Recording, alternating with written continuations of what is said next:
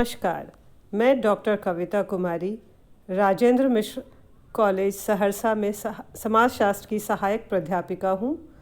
आज मैं आप लोगों के साथ समाज, उसका अर्थ, परिभाषा और अवधारणा के बारे में चर्चा करने जा रही हूँ। यह व्याख्यान बीए पार्ट 1 के ऑनर्स, जनरल और सब्सिडियरी के विद्यार्थियों के लिए परीक्षा की दृष्टि से अत्यंत आवश्यक है। सर्वप्रथम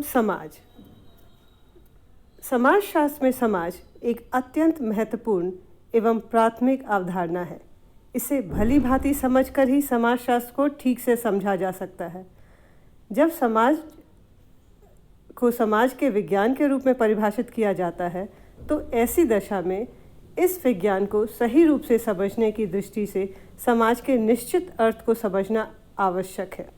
समाज न केवल व्यक्तियों के बल्कि पशु पक्षियों और कीड़ों मकोड़ों तक के जीवन में एक वास्तविकता है।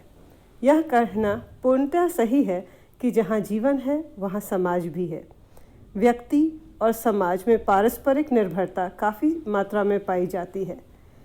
जहाँ व्यक्ति ने एक दूसरे के साथ सामाजिक संबंध स्थापित कर समाज के निर्माण और विकास में सहायता प्रदान की, वहाँ समाज ने व्यक्ति का समाजीकरण कर उसके व्यक्तित्व के विकास में योग दिया है।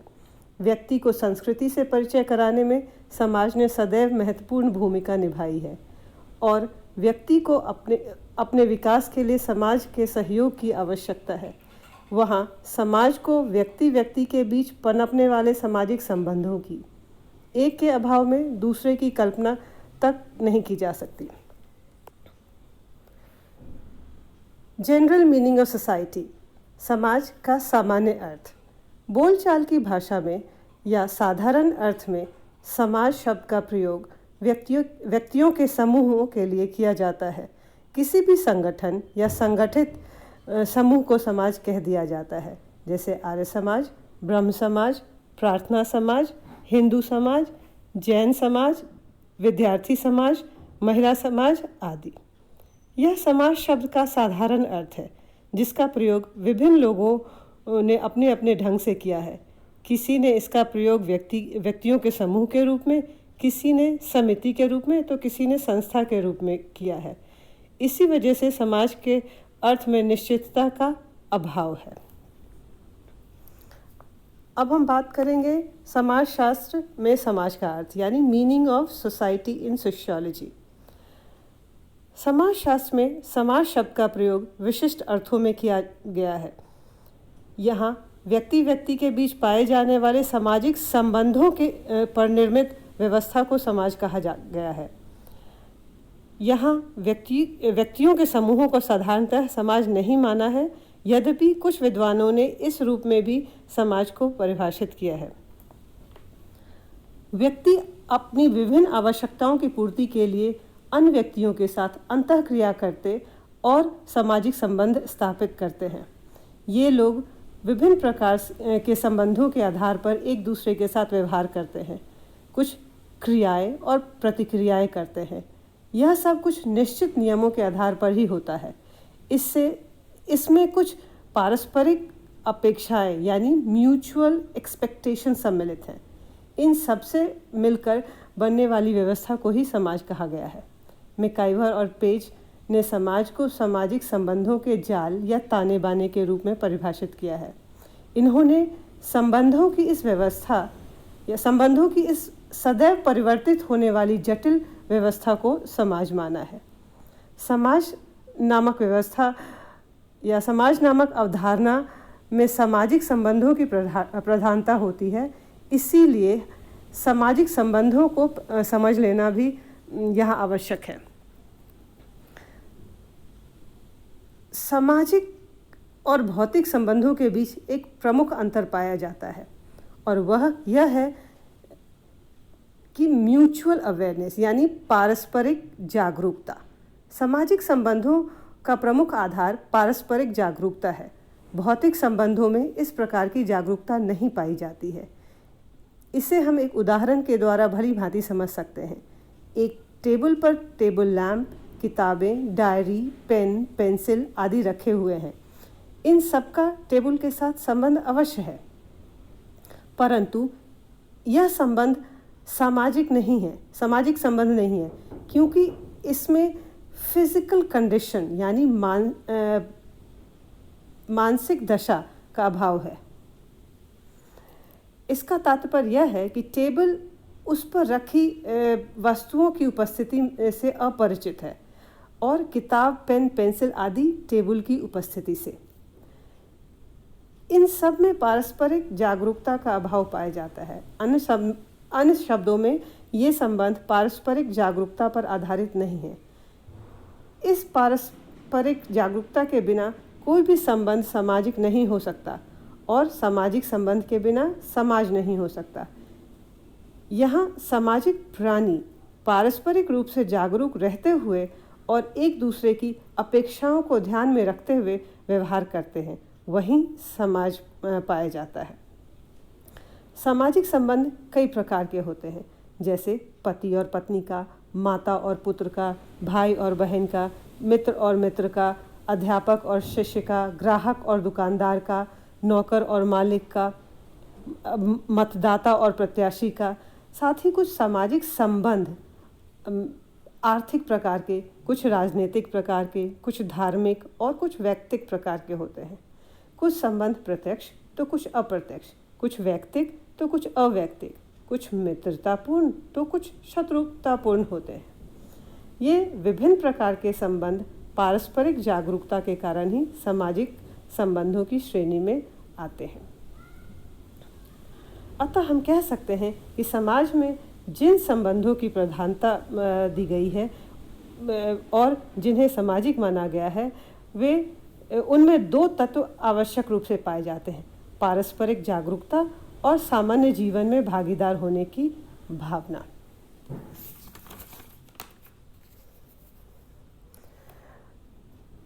Concept of society according to MacIver, यानी समाज की अवधारणा मैकाइवर के अनुसार।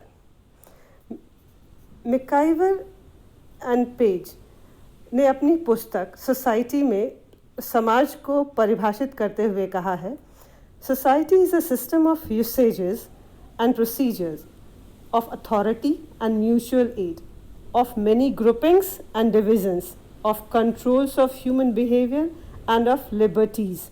This ever-changing complex system we call society. It is the web of social relationships and it is always changing.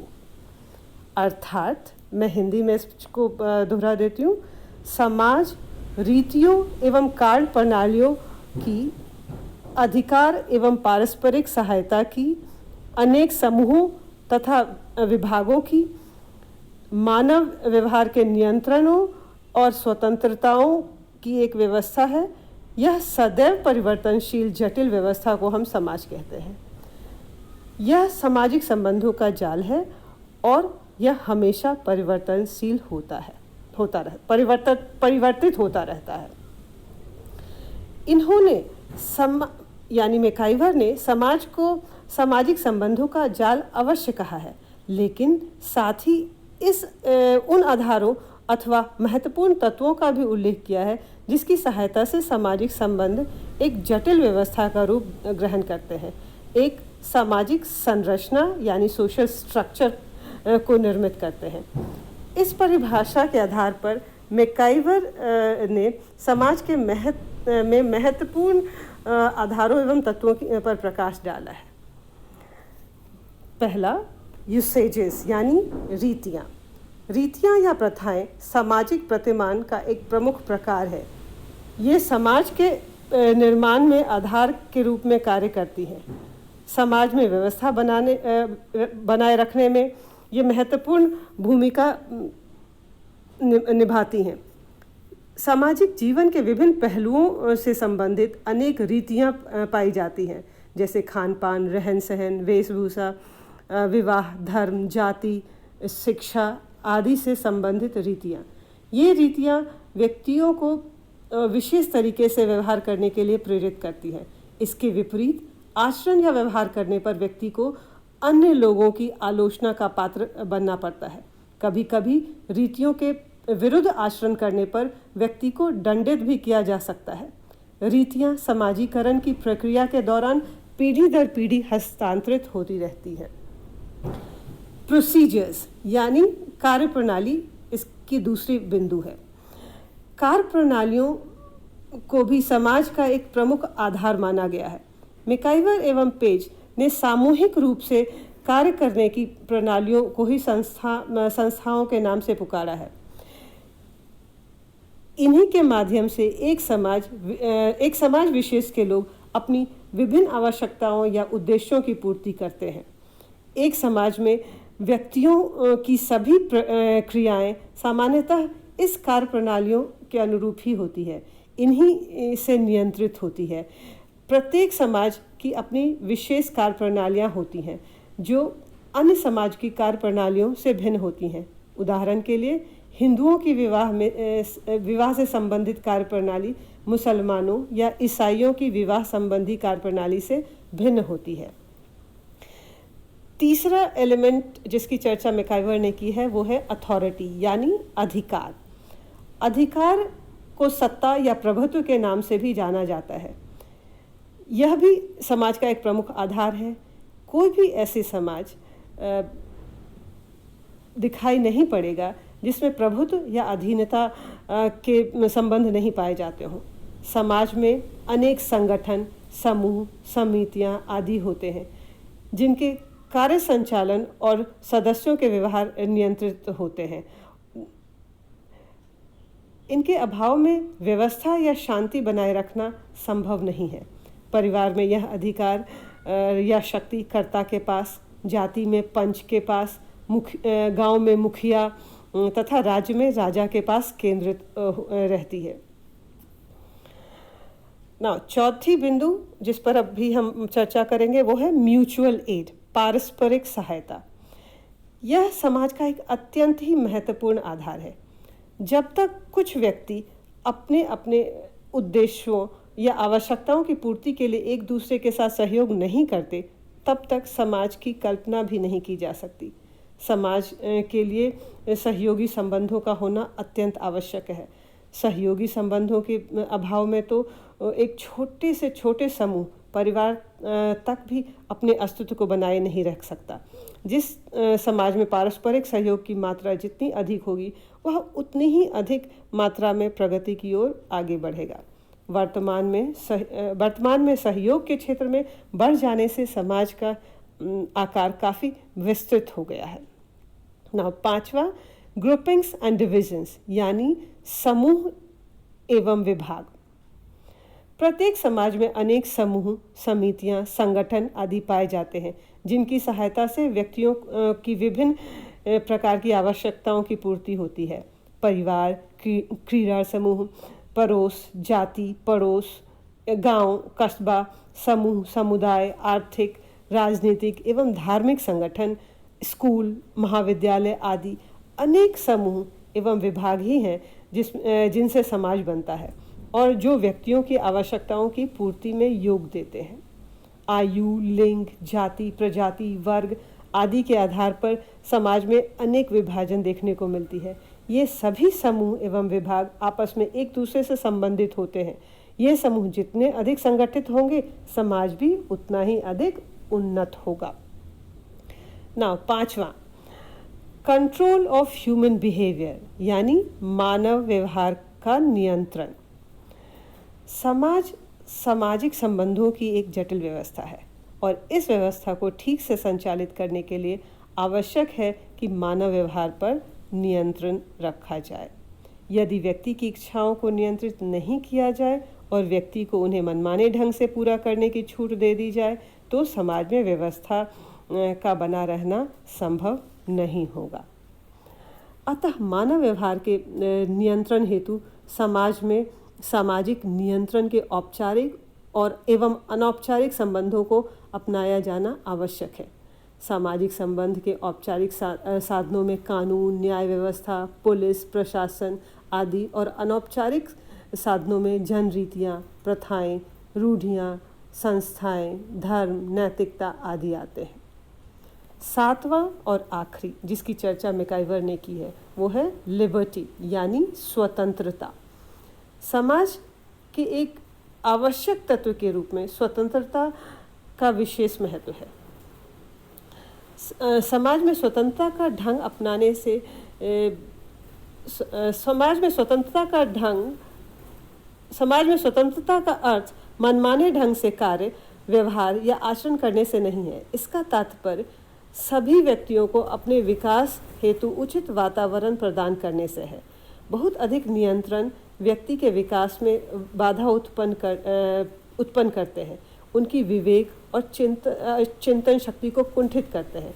हमें यह भी ध्यान में रखना पड़ेगा कि स्वतंत्रता व्यक्ति को इच्छानुसार कार्य करने का सुअवसर देती है।